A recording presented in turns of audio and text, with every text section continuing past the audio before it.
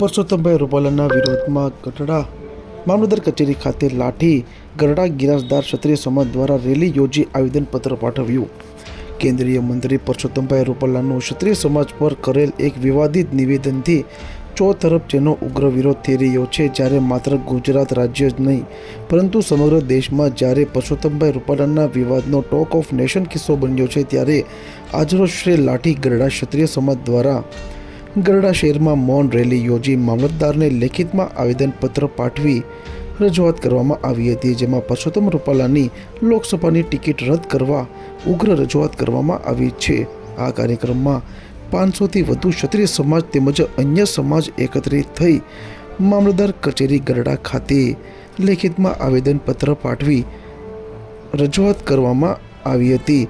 સમસ્ત ક્ષત્રિય સમાજ દ્વારા એક જ માંગ કરવામાં આવી રહી છે, જેમાં પરસોત્તમભાઈ રૂપાલાની ટિકિટ ઉચ્ચ કક્ષાએથી ત્વરિત રદ કરે, અન્યથા આગામી સમયમાં ક્ષત્રિય સમાજ દ્વારા ઉગ્ર આંદોલન બનશે તેવી ચીમકી પણ મીડિયા સમક્ષ ઉચ્ચારવામાં આવી હતી.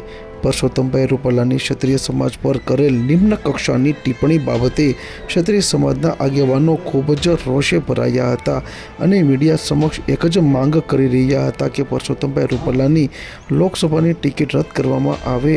અમારે અન્ય કોઈ સમાજ કે ભાજપ સરકાર સામે કોઈ પણ પ્રકારનો વાંધો નથી, પરંતુ વાંધો છે તો માત્ર એક જ વ્યક્તિ છે કે જે પરસોત્તમભાઈ રૂપાલા છે અને તેની ટિકિટ ત્વરિત રદ કરવામાં આવે તેવી અમારી અને અમારા આખા ક્ષત્રિય સમાજની ઉગ્ર માંગ છે, તેમ આગેવાનો દ્વારા મીડિયા સમક્ષ રોષ સાથે જણાવવામાં આવ્યું હતું.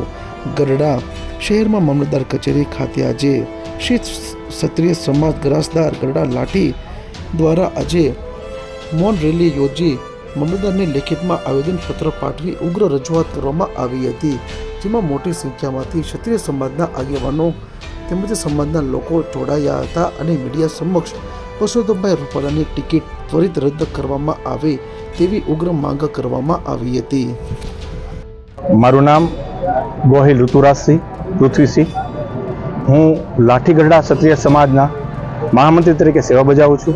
માંગ ફક્ત એક જ છે કે પરસોત્તમભાઈ રૂપાલાની ટિકિટ જે છે રાજકોટ સીટ ઉપરથી રદ કરો, કારણ કે એને જે બેફાટ કરેલો છે એ અમારો ઇતિહાસ તમે બધા જ જાણો છો કે એની અંદર આવો ક્યાંય પણ ઉલ્લેખ નથી.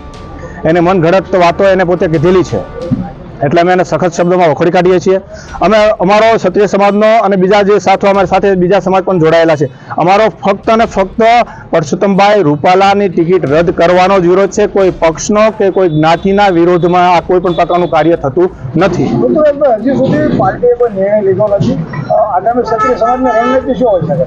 હવે એ તો આગળ તમને સમય તમને બતાવશે. અમે કારણ કે અમારા જે કન્વીનરો જે અત્યારે છે ગુજરાત સરકાર સામે જે વાતચીત ચાલી રહી છે એ પ્રમાણે જે લોકો અમને કહે છે એ પ્રમાણે જ અમારી રણનીતિ આગળથી અમે ચલાવશું. ઋતુરાજભાઈ, પદ્માબાઈએ પણ અલ્ટિમેટમ આપ્યું હતું, હજી સુધી ટિકિટ રદ નથી થઈ.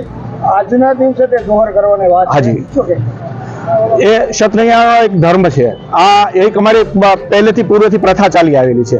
હવે જ્યારે એવું લાગી રહ્યું છે અમારા સમાજને કે ભાઈ આ વસ્તુ એક જે થવી જોઈએ એ અમને સંતોષકારક હજી જવાબ કે ઉત્તર પ્રત્યુત્તર મળ્યો નથી, ત્યારે એ પોતાનું એક આગવું પગલું ભરી રહ્યા છે.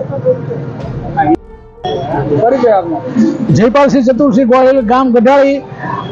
પરસોત્તમ રૂપાલાએ જે નિંદનીય નિવેદન આપ્યું છે તેના વિરોધમાં આજે આવેદનપત્ર દેવા મામલતદાર સાહેબને ગઢડા લાઠી સમાજના સમગ્ર ભાઈઓ જાય છે.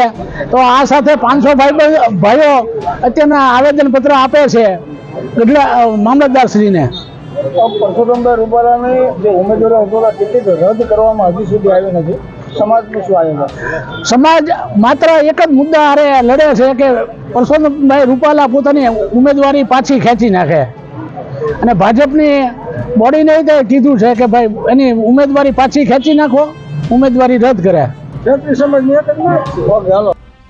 જય માતાજી. મારું નામ નૈપાલસિંહ દિલુભા ગોહિલ, ગામ ગઢાળી.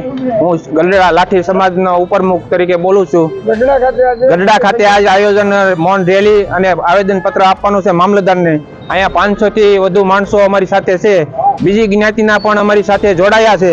અમારે કોઈ સમાજ આરે વાંધો નથી. અમારે ફક્ત ને ફક્ત રૂપાલા સાહેબની ટિકિટ રદ કરવા આ આયોજન કરેલ છે. આજે ટિકિટ રદ ન કરવાના મામલે પદ્માબા પણ આજે જોહર કરવાની વાત છે. શું કહેવું? પદ્માબાએ એવું કીધું છે કે આજ રૂપાલાની ટિકિટ રદ નહીં થાય તો અમે જહર કરશું. તો તે માટે ક્ષત્રિયને વર્ષોથી પહેલા આવું જહર આપતા હતા એ રીતે જો કરશે પણ એની માટે જે કાંઈ જવાબદારી રહી સરકારની રહેશે. સેવા આપું છું. આજે અમે પુરુષોત્તમભાઈ રૂપાલાના જે વાણી વિલાસના છે એના હિસાબે મામલતદારશ્રીને આવેદનપત્ર આપવા માટે આવ્યા છીએ કે તેમની ઉમેદવારી રદ થાય અથવા તો એ પોતે સ્વૈચ્છિક રીતે બીજા કોઈ ઉમેદવારને ત્યાં ઊભા રાખી અને ક્ષત્રિય સમાજનું માન અને એમના પોતાનું માન વધારે એવી અમારી માગણી છે. હજુ સુધી પાર્ટી દ્વારા કોઈ નિર્ણય કરવામાં નથી આવ્યો. આગામી દિવસમાં ક્ષત્રિય સમાજની કેવી રણનીતિ? હવે અમે છે ને ભાજપ વિરોધી તો છીએ જ નહીં, પહેલેથી ભાજપમાં છીએ અને ભાજપમાં રહેવા નથી. અને પુરુષોત્તમભાઈ રૂપાલા સિવાય અમારે બીજા કોઈ પટેલ સમાજનો કે અન્ય કોઈ સમાજનો વિરોધ નથી. દરેક સમાજ અમારી સાથે છે અને હવે પછી જે આગળની રણનીતિ થાય તો અમારે મેઇન તો મતદાનનો બહિષ્કાર કરવો એ જ અમારી મેઇન ઓલી રહેશે, કારણ કે સૌથી મોટો અત્યારે મતદાનનો બહિષ્કાર એ જ છે. પદ્માબા દ્વારા પણ આજે જોહર કરવાની પણ વાત છે, તો માનો કઈ ઘટના ઘટી તો સમાજ માટે કેટલી દુઃખદ? સમાજ માટે મોટી દુઃખદ ઘટના કહેવાય ને આના માટે સરકાર શ્રી જવાબદાર રહેશે. અને જે પદ્મિની બા જે ક્ષત્રિયાઓ માટે જે પગલું ભરી રહ્યા છે તે ખરેખર ભારતીય જનતા પાર્ટી માટે ખરેખર દુઃખદ છે.